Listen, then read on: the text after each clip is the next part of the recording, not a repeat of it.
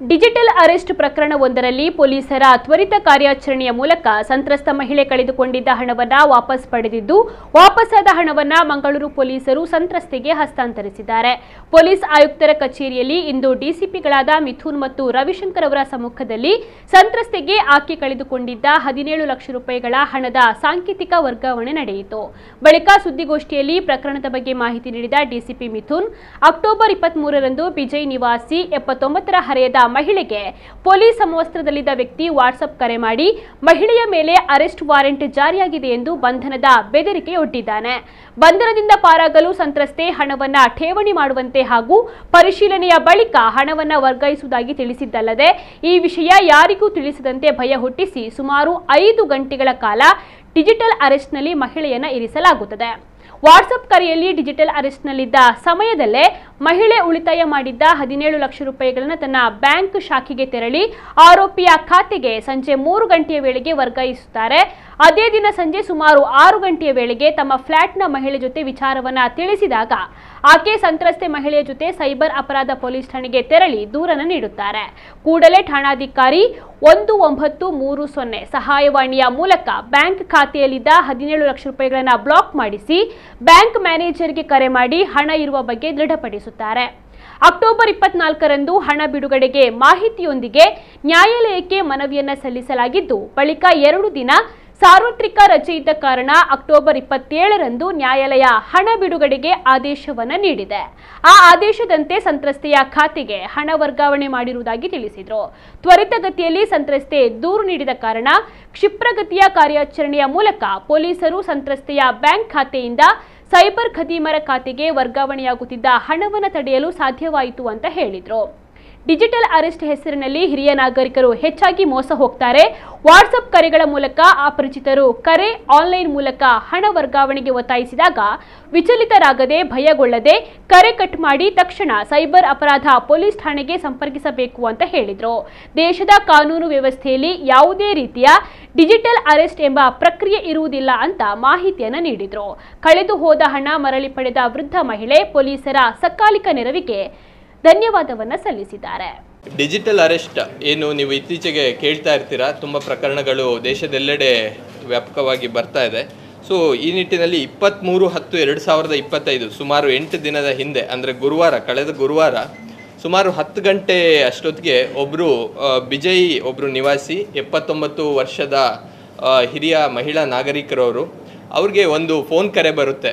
ಆ ಫೋನ್ ಕರೆ ಬಂದು, ನಿಮ್ಮ ವಿರುದ್ಧ ಒಂದು ಅರೆಸ್ಟ್ ವಾರೆಂಟ್ ಇದೆ, ಅದು ಜಾರಿಯಾದರೆ ನಿಮ್ಮನ್ನು ಅರೆಸ್ಟ್ ಮಾಡ್ತಾ ಇದ್ದೀವಿ ನಾವು ಅಂತ ಹೇಳಿ ಒಂದು ಪೊಲೀಸ್ ಒಂದು ತೊಡುಗೆಯನ್ನು ತೊಟ್ಕೊಂಡಂತಹ ಕೆಲವರು ಅವರನ್ನು ಹೆದರಿಸ್ತಾರೆ.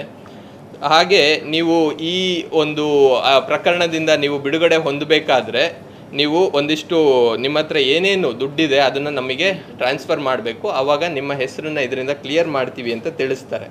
ಮತ್ತು ಯಾರಿಗೂ ಕೂಡ ಈ ಪ್ರಕರಣದ ಬಗ್ಗೆ ನಾವು ನಿಮಗೆ ಕಾಲ್ ಮಾಡಿರೋದ್ರ ಬಗ್ಗೆ ಹೇಳಬಾರ್ದು ಅಂತ ಹೇಳ್ತಾರೆ. ಹಾಗೆ ವಾಟ್ಸಪ್ನಲ್ಲಿ ಅವರಿಗೆ ಕರೆ ಬರೋದು, ವಾಟ್ಸಪ್ನಲ್ಲಿ ಈ ರೀತಿಯಾದಂಥ ಒಂದು ವಿಡಿಯೋ ಕರೆ ಬರುತ್ತೆ. ಅವರು ಸುಮಾರು 4ರಿಂದ 5 ಗಂಟೆ ತನಕ ಆ ಸ್ಕ್ಯಾಮ್ಸ್ಟರ್ಸ್ ಏನಿದ್ದಾರೆ ಈ ಒಂದು ಮಹಿಳೆ ಹತ್ರ 4ರಿಂದ 5 ಗಂಟೆಗೆ ತನಕ ಮಾತನಾಡಿ ಅವ್ರು ಏನು ಹೇಳ್ತಾರೆ ಅಂದರೆ, ನಿಮ್ಮ ಹತ್ರ ಏನೇನು ಅಕೌಂಟ್ ಡೀಟೇಲ್ಸ್ ಇದೆ ಪ್ರತಿಯೊಂದ್ರ ಬಗ್ಗೆನೂ ಡೀಟೇಲ್ಸ್ ತೊಗೊತಾರೆ. ಡೀಟೇಲ್ಸ್ ತೊಗೊಂಡು ಕಟ್ ಮಾಡಬೇಡಿ, ಇವ್ರ ಹತ್ರ UPI ಆಗಲಿ ಯಾವುದೇ ಗೂಗಲ್ ಪೇ, ಫೋನ್ಪೇ ಯಾವುದೂ ಇರೋದಿಲ್ಲ.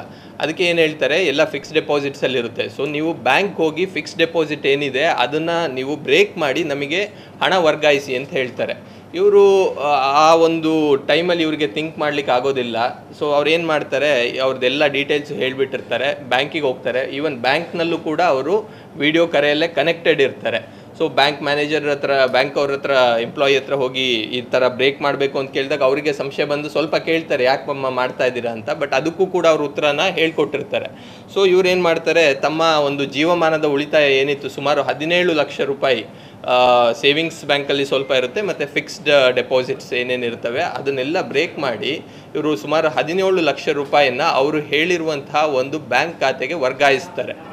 1930 ಅಂತ ಏನು ನ್ಯಾಷನಲ್ ಸೈಬರ್ ಕ್ರೈಮ್ ಹೆಲ್ಪ್ಲೈನ್, ರಾಷ್ಟ್ರೀಯ ಸೈಬರ್ ಅಪರಾಧ ಸಹಾಯವಾಣಿ ಇದೆ, ಅಲ್ಲಿಗೆ ಕರೆ ಮಾಡಿ ತಕ್ಷಣ ಆ ಅಮೌಂಟ್ 17 ಲಕ್ಷ ರೂಪಾಯಿ ಅಮೌಂಟ್ನ ಫ್ರೀಸ್ ಮಾಡಿಸ್ತಾರೆ ಮತ್ತು ಅದಕ್ಕೆ ಬೇಕಾದಂಥ ಬ್ಯಾಂಕಲ್ಲಿ ಕೂಡ ಖಾತ್ರಿ ಪಡಿಸ್ಕೋತಾರೆ ಆ ಅಕೌಂಟಲ್ಲಿ ಇನ್ನೂ ಹಣ ಇದೆ ಅಂತ ಫ್ರೀಸ್ ಮಾಡಿಸ್ಬಿಟ್ಟು ಕೋರ್ಟ್ ಆರ್ಡರ್ ಪಡೆದುಕೊಂಡು ತಕ್ಷಣ ವಿತಿನ್ 3 days ಅದನ್ನು ವಾಪಸ್ಸು ಮಹಿಳೆಗೆ ರಿಲೀಸ್ ಮಾಡ್ತಾರೆ. I got a phone call.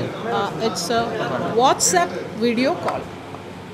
On WhatsApp line, video call came and he said that you have opened an account with Canara Bank and there is a transaction of 2.5 crores happened in your name.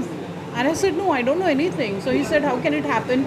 If you open a bank account, you have to go to the bank personally. Unless you go there, how can they open the account? I said, I don't know anything. So he said, now what? How do I come out of it? So he said, okay, you have to tell me truthfully how much money you have in which account. Sorry. And I said, I've got 2 accounts. So he said, which one? So he says, okay, you go to this bank, transfer that amount because otherwise your account is going to be freezed. And where is it going? He said, we are putting in Reserve Bank account. And then after 3 days, you will get back your money. Even if you have lost money because you prematurely broke your FDs, you get that also back. I believe that because, when you're talking to these people, they're coming on that line and talking to you, you don't know whether you're mesmerized or what, I mean, I always tell people, but it happened to me. At the age of 79, it happened to me, but I don't even realize that. And then they told me, go to the bank. Don't tell anyone. If the bank asks you why you are withdrawing it prematurely, you say that you need to buy a property, buying property. So I said that also. When I came home, then I suddenly came to my senses, so to speak. And then I said, how can that be? Reserve Bank is given in this fellow's name. Then I met this lady, which is from building, and I said, this happened. So she quickly took me to the police station.